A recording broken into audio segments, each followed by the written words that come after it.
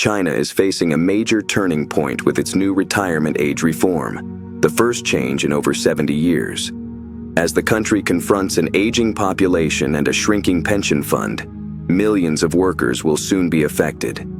In this video, we'll break down what these changes mean for everyday people, how they'll be phased in over the coming years, and why China is making this move now. Whether you're nearing retirement or just curious about China's future, this video will give you the full picture of what's ahead. Stay tuned for everything you need to know. China is set to embark on a historic change to its retirement system, addressing the twin challenges of an aging population and a looming pension fund shortfall. For the first time since the 1950s, the country will gradually raise its retirement age, a move that has been widely discussed and speculated upon in both policy circles and public forums for years. The new legislation, approved by China's top legislative body, marks a pivotal step in tackling demographic and economic shifts that are putting immense pressure on the nation's social welfare infrastructure. The changes are scheduled to take effect on January 1st, 2025, with phased increases to the retirement ages.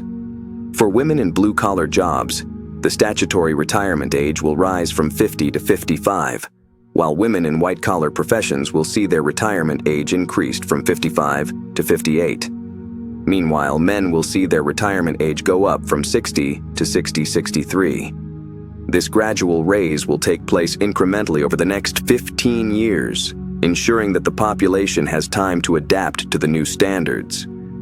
By extending the working age for millions of citizens, China hopes to alleviate some of the economic strain caused by its aging population, while also replenishing its shrinking pension budget. China currently has one of the world's lowest retirement ages, making this shift particularly significant. With people living longer and healthier lives, and with life expectancy in China now at 78.2 years, the country finds itself facing an unprecedented demographic challenge. By 2040, nearly a third of China's population, approximately 402 million people, will be over the age of 60. This is a sharp increase from 254 million in 2019, highlighting the urgent need for policy changes to support this aging population. Compounding the issue is China's declining birth rate, which has led to 2 consecutive years of population shrinkage by 2023. The long-standing one-child policy, combined with economic pressures, has resulted in fewer younger workers entering the labor force to support the growing number of retirees. The need for pension reform has been building for some time. A report from the state-run Chinese Academy of Social Sciences in 2019 warned that the country's primary state pension fund could run out of money by 2035, even before the economic blow of the COVID-19 pandemic. That forecast underscored the urgency of addressing the issue, and the pandemic has only added more strain to the economy and social security system. Under the new plan, retiring before the statutory age will no longer be an option, according to state media. However, workers will still be able to delay their retirement for up to 3 years if they choose. Additionally, starting in 2030, employees will be required to contribute more to the Social Security system to receive their pensions. By 2039, individuals will need to have contributed for at least 20 years to access their retirement benefits. The reforms were crafted after a comprehensive assessment of various factors, including the average life expectancy, the health conditions of the population, the overall population structure, levels of education, and the availability of the workforce, according to Xinhua, China's state news agency. Despite the government's framing of the reforms as a necessary step toward ensuring the sustainability of the pension system, the public reaction has been mixed, with some expressing discontent online. Social media platforms like Weibo have been flooded with comments from citizens reacting to the news. Many users voiced their frustration with the changes, with some speculating that future legislation might push the retirement age even further. In the next 10 years, there will be another bill that will delay retirement until we are 80, one user posted. Others echoed concerns that the middle-aged population is facing an increasingly bleak economic situation, with many people experiencing wage cuts and finding it more difficult to secure stable employment.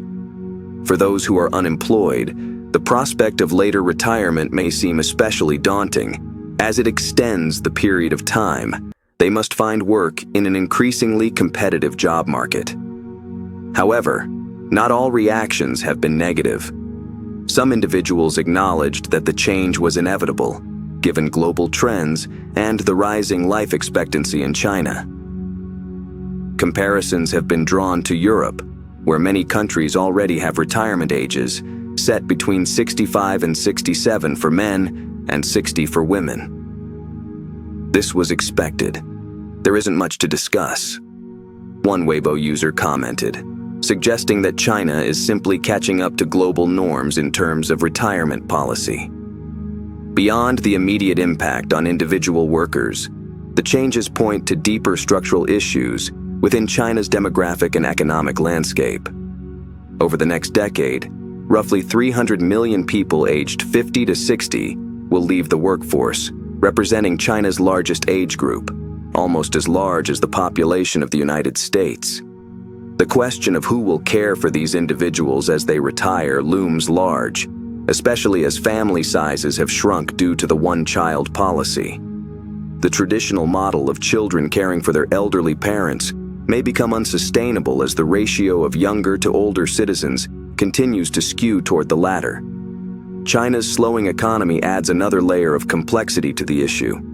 Economic growth has been cooling in recent years, making it more difficult for the government to maintain or expand social benefits for its citizens.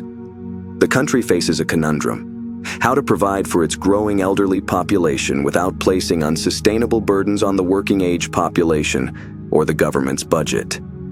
The pension reforms represent one approach to addressing this, but they are unlikely to be the only changes needed. In addition to raising the retirement age, China may need to consider other strategies to cope with its demographic challenges.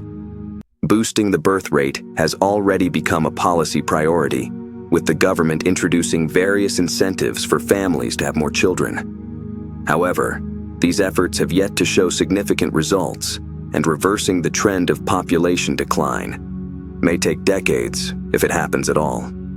Meanwhile, improving healthcare and elder care services will be crucial to supporting the aging population as more people live into their 80s and beyond. The global context also offers important lessons for China. Many countries, particularly in Europe, have faced similar demographic shifts and have implemented reforms to their pension systems and retirement ages in response.